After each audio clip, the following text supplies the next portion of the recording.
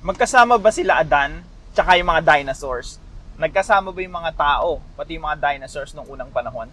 Pag-usapan po natin yan sa devotion natin na ito. Magandang araw po sa bawat isa sa inyo. Welcome back to our 365 Daily Devotion Seminary Edition. So, pag-usapan po natin yung day-age theory. So, nasa letter D na po tayo. So, day-age theory, an old earth theory of creation that views the days of Genesis 1 as extremely long ages of time.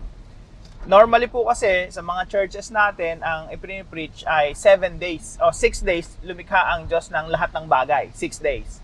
Yung pang 7th day, nagpahinga siya. So, yun yung kinukonsider natin na first week, unang linggo. Pero para sa day-age theory, yung bawat isang araw doon ay sumisimbolo ng napakahabang panahon. Kaya yung equivalent ng isang day ay isang age or isang mahabang panahon.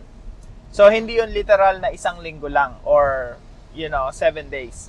Para po sa kaalaman ng lahat, yung mga Kristiyano po, meron pong at least 2 theories. Napakadami pong theories patungkol dito. Pero yung common po, yung Old Earth Creationism, tsaka yung Young Earth Creationism. Ganon na ba katanda yung mundo natin, yung planet Earth? Sabi ng Old Earth Creationism, napakatagal na yan. Sabi naman ng New Earth Creationism, bago lang yan. Couple of thousand years. 6,000 to 6,000 to 10,000 years. Sabi naman ng Old Earth Creationism, billions of years ago, nung nilikha ng Diyos yung mundo. Tapos dumaan sa mahabang proseso. So yung universe daw ay 13.8 billion years. Tapos yung planet Earth natin ay 4.5 billion years ago nung nagsimulang mag-develop, mag-exist. So, ito po yung teaching natin ngayong araw. God could have created the universe over time. So, yan po yung Old Earth Creationism. So, posible ba yan? I think possible naman, no? Pero ako personally, hindi po ako convinced ng Old Earth Creationism. Pero posible. Now, number 2, God could have created the universe instantly.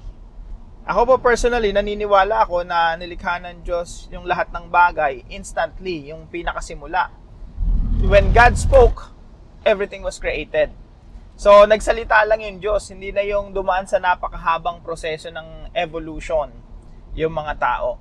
Now, balik muna tayo rito sa ito yung universe, no? And then, according to Charles Darwin, yung tao, nag-evolve siya. Mula dun sa dating mukhang unggoy, naging tao, no? And by the way, let me show you this. Kung ikaw ay isang Old Earth Creationist, pwede namang naniniwala ka kay Adan, literal na Adan, pwede ring hindi.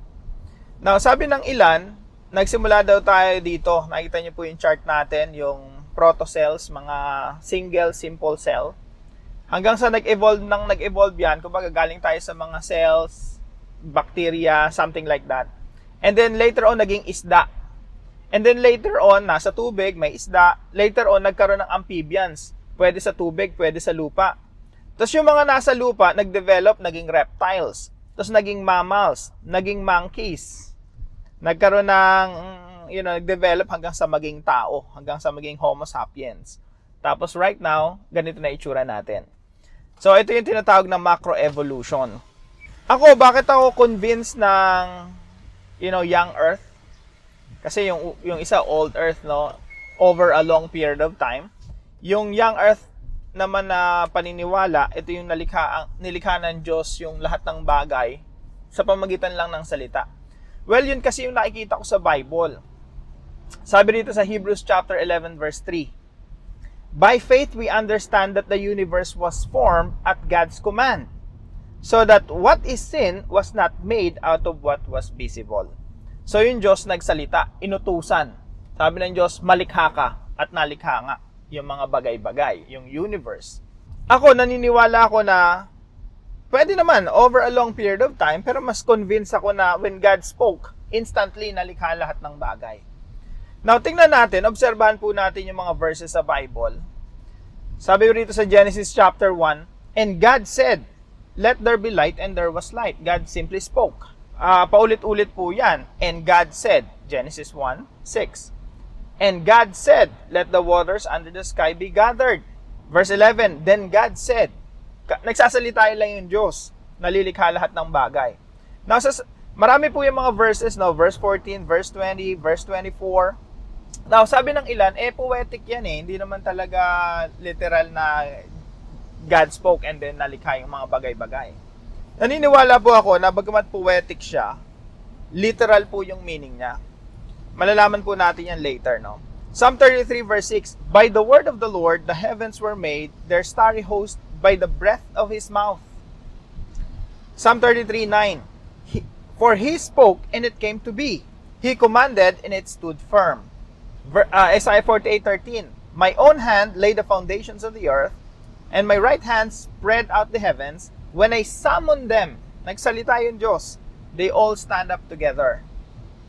Hebrews 11:3. Now, pagdating naman sa New Testament, ganun rin eh. By faith we understand that the universe was formed at God's command, so that what is seen was not made out of what was visible. So, nagsalita lang yung Diyos. Nalikha lahat ng mga bagay-bagay. Bakit ako naniniwala na posible yun? Kasi God is God. He can just say something and, things will begin to exist. Kaya po rito, sa chart na ito, posible naman yan, pero hindi ako convinced. Naniniwala ako doon sa instant, nilikha ng Diyos si Adan at Eva. Nilikha ng Diyos si Adan, finorm siya out of the ground eh. Pero yung creation, nagsalita lang yung Diyos at nalikha lahat ng bagay. Kung totoo yun, ibig sabihin, yung mga dinosaurs, pati yung mga tao, there was a time na magkakasama sila. And I don't think nagpapatayan sila kasi before the fall, wala namang death, walang decay, walang pagkaagnas, walang suffering. God could have created the universe over time. God could have created the universe instantly. Pero ito po yung crucial dito. God created a literal Adam and Eve. Kasi ang tendency po pag naniniwala ka na, lahat dumaan sa proseso ng evolution, pati si Adan din, pati yung tao rin dumaan sa proseso ng evolution. Parang Charles Darwin. Now, ano bang problema kapag kung si Adan dumaan sa proseso ng evolution? Ang tanong, kailan siya naging Adan? At kailan siya naging na-create according to the image of God? Ibig sabihin ba yung mga nauna sa kanya according to the image of God din, nalikha according to the image and likeness of God? So marami pong questions eh. Ako, I would rather believe in the literal Adam. Bukod pa ron, sinasabi ng New Testament writers na meron talagang literal Adam. Ibig sabihin, hindi yung unang tao, nilikha talaga ng Diyos. Hindi dumaan sa proseso ng evolution. Tingnan po natin sa Matthew chapter 19, verse 4 and 5. Haven't you read, he replied, that at the beginning, the Creator, at the beginning, bumabalik si Jesus Christ sa Genesis. Si Jesus Christ po yung nagsasabi nito. The Creator made them male and female. Merong literal Adam and Eve. Mark 10:6. But at the beginning of creation, God made them male and female. Meron talagang literal, historical figure na tinatawag na Adam and Eve. Luke 3:38. Sabi dito, the son of Seth, the son of Adam. Historical talaga siya. Ibig sabihin, hindi siya representative, symbolical. Meron talagang totoong Adan. Now, bakit po ito importante? Importante po ito kasi kung walang literal na Adan, saan nanggaling yung original sin? That's the problem. Bakit may kasalanan? Lumalabas niyan, yung kasalanan talagang parte na ng creation. Yung suffering, parte na ng creation. Yung death, parte na ng creation. Pero makikita natin sa Bible, at the beginning, wala namang death, walang sin, walang suffering. Kaya ako naniniwala ako na tayong lahat i-restore ng Diyos dun sa original design niya na walang death, walang suffering, walang sin, walang kasalanan. Now, dahil merong literal Adam, meron ding pinagmulan ng original sin. Kagaya po rito sa Romans chapter 5 verse 12 to 14. Therefore, just as sin entered the world through one man, pumasok ang kasalanan sa pamamagitan ng isang tao, and death through sin, and in this way, death came to all people because all sinned. And verse 14, sabi rito, nevertheless, death reigned from the time of Adam. Ibig sabihin, simula sa panahon ni Adan, doon na nagsimulang maghari or mag-dominate yung kamatayan. Napaka-importante po nito, kasi kung merong first Adam, merong literal na Adan na talagang pinagsimulan ng kasalanan, merong pangalawang Adan ng ating Panginoong Jesucristo na tutubos sa atin mula doon sa pagkahulog sa kasalanan. So, ito po yung ating application ngayong araw. Number 1, believe in the literal historical Adam. Paniwalaan po natin na meron talagang literal na historical na Adam. Pangalawa po, believe in the doctrine of the original sin. Kasi kung walang literal Adam, wala ring original sin, ano yung sinasabi ni Jesus Christ na kailangan tubusin tayo sa ating mga kasalanan? At bakit tayo kailangan ipanumbalik doon sa original na intensyon ng Diyos sa Genesis 1 na walang kasalanan, walang pagdurusa, at walang kamatayan? Pangatlo po, believe in the redemptive work of Christ. Babalik pa rin po tayo doon sa story ng Bible na merong creation, merong pagkahulog sa kasalanan, yung fall, at merong redemption, merong pagtutubos.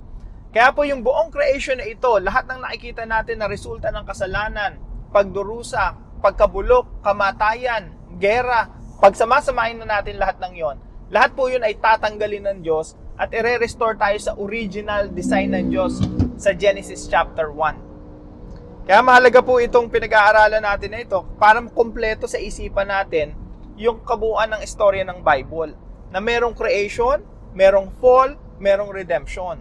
Ang hirap pong i-explain yan kung walang literal Adam, kung walang original sin, walang pinagmulan ng kasalanan. Mahirap pong i-explain yan kung naniniwala tayo na yung kasalanan, kamatayan at pagdurusa ay parte talaga ng creation ng Diyos. Hindi po parte yon, hindi po yun kasama sa original design ng Diyos. Kaya po naniniwala tayo na merong redemption. Tutubusin tayo ng Diyos mula sa pagdurusa, mula sa kasalanan, pagdurusa at kamatayan. Now, balik po tayo dun sa mga dinosaurs, no? Doon kasi natin simulan eh. Magkakasama ba sila Adan at sila Eva at nung nilikha ng Diyos eh kasama yung mga dinosaurs? Young Earth ba tayo? Old Earth? Nasa sa inyo po yan, no? Ako lang po convinced ng Young Earth.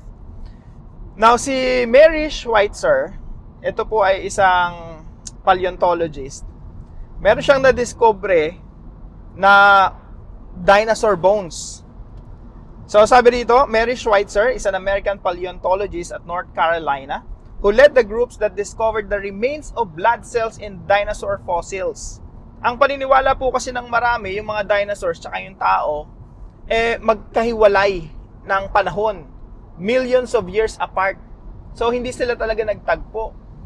Pero pag nagbabasa ako ng Bible, parang nandun na rin sila eh. May mga behemoth, may leviathan, may mga great sea creatures sa Bible eh.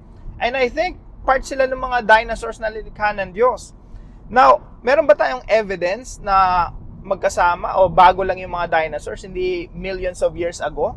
Now, dito po sa discover ni Mary Schweitzer, something fascinating para sa akin. Kasi yung dinosaur bones na nakuha nila, nung biniyak nila yung femur, ang nakita nila, may mga red blood cells pa. So, ganito po yung itsura niya. Kumbaga, kung itatranslate natin ngayon para mas mabilis maintindihan, yung buto ng dinosaur, pwede mo pang ilaga doon sa Tagaytay at benta mo bilang bulalo para maging bulalo. Ibig sabihin, may makakain ka pa. Meron pang elastic na, malambot na talagang hindi siya fossil eh. Mga mahihigop mo pa to sa bulalo eh. Yang mga ganitong discovery, ang hirap i-explain yan kung millions and millions of years ago pa sila nabuhay. So ako naniniwala kayong mga dinosaurs, bago lang sila namatay sa panahon ni Noah, nung nagkaroon ng Great Flood, naubos na nagkandamatay yung mga dinosaurs. Isipin niyo pong mabuti, ang hirap i-explain ito kung ako naniniwala ako na millions and millions of years ago pa nabuhay yung mga dinosaurs. Kung makaka-discover ka ng mga ganito. Now, para po sa ating discussion, why is it important to believe that nothing is impossible for God and that He can do all things? Pag-usapan po natin yan sa ating mga discussion groups. At para po sa ating panalangin, Heavenly Father, thank you for creating the universe and for making us in your image. Forgive me for worrying too much when in reality, there is nothing to fear with you by my side. I believe that you are all-powerful and that nothing is impossible for you. Help me trust in your word knowing that Adam and Eve were real and that through them sin entered the world. But thank you even more for Jesus, who came to redeem us. Strengthen my faith in your word. Let my heart remain firm in believing in Christ's sacrifice and the hope of salvation. Please make me productive and successful today. In Jesus' name, amen and amen.